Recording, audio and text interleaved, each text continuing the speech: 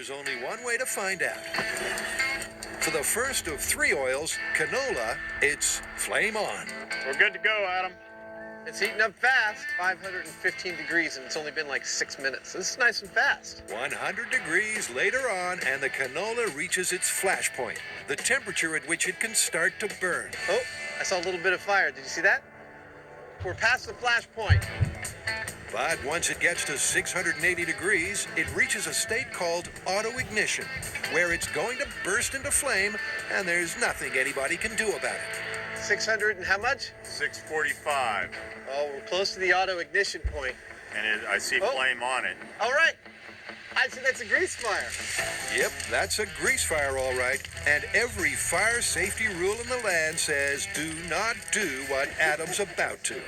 But how bad can it really be? All right, canola oil, putting out a grease fire in my kitchen, perhaps unwisely, in 3, 2, 1.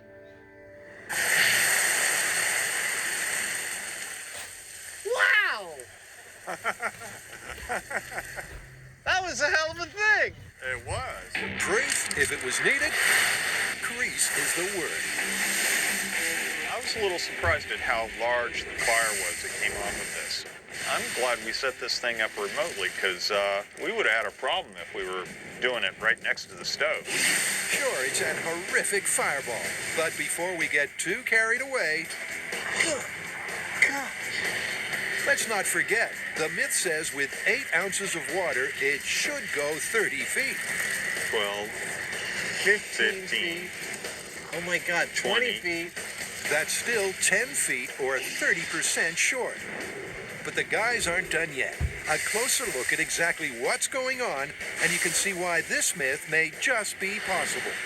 Well, that water went from, room temperature to all of a sudden the temperature of the oil, which was around 700 or 800 degrees. That means it turned to steam. Now, when water turns to steam, it expands up to around 1,600 times the volume. That expansion was actually an explosion that exploded upward out of this pan, carrying all this oil along with it. And since everything's so hot, it all just becomes a big fireball.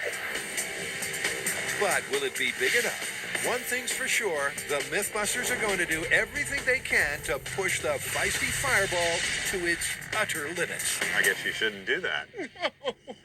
Let's do it again.